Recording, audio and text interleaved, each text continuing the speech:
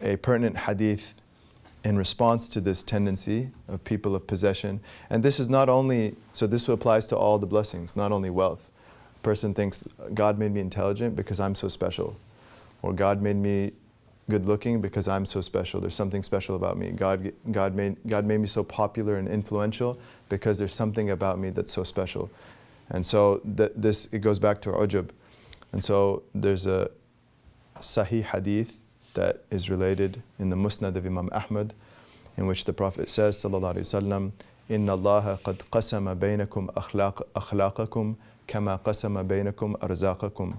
Verily, Allah has apportioned out your character traits. Allah has apportioned out amongst you your character traits, just as He has apportioned out amongst you your sustenance, your relative arzaq, what Allah has given you of sustenance. وَإِنَّ اللَّهَ يُعْتِ الدُّنْيَا مَنْ يُحِبْ وَمَنْ لَا يُحِبْ. And verily Allah gives the dunya, this world, to people that He loves and to people that He doesn't love.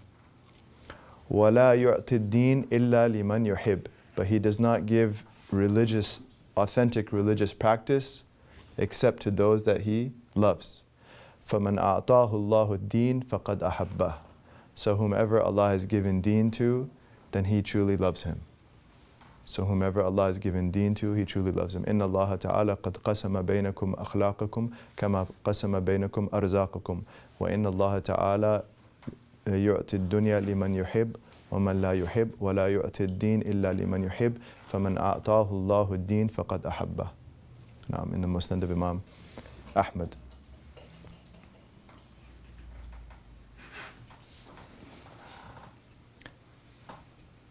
So one of the etiquettes of a person of possession, or a person of, whether it's wealth, prestige, intellect, etc., is to seek refuge in Allah from istidraj.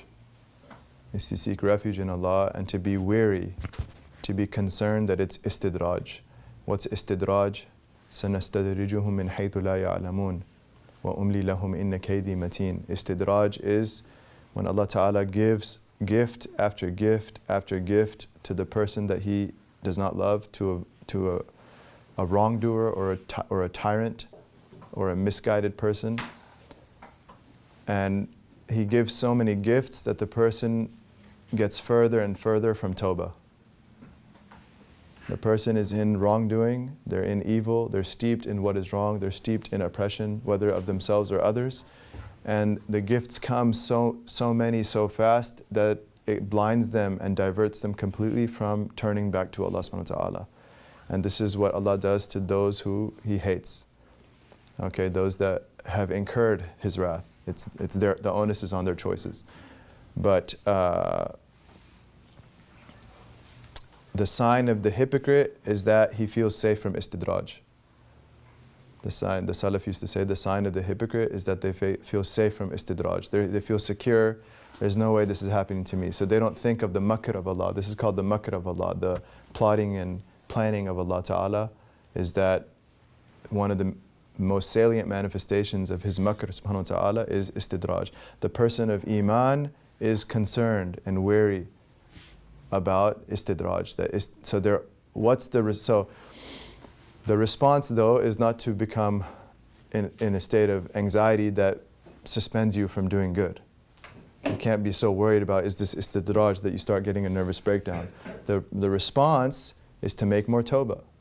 Because the whole idea of the whole notion or the whole phenomenon of istidraj is it blinds the person from tawbah, from returning to Allah. So the response of the believer is that every time they get a blessing, they give shukr to Allah, but at the same time, they make more istighfar, they make more tawbah to Allah subhanahu wa ta'ala, because they want to make sure that they're not being led down in degrees, istidraj, they're not being taken in degrees, subtle, slow degrees, that ultimately leads to the most painful end. Because the people that have blessing after blessing after blessing, but they're nowhere near tawbah, when the punishment comes, it's the most painful, because they've never tasted pain. It's been just pleasure after pleasure after pleasure. And so, this is why they say Fir'aun, he never once got sick.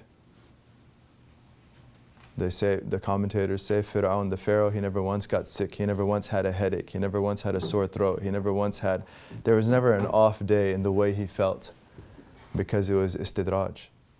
It was istidraj. And that again, he was one of the most muta'ajjib people of himself, because he became so deluded in all these blessings that he said, Ana rabbukum al-a'la.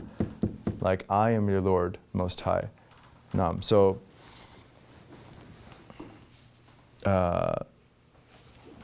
one should be cautious and respond through tawbah.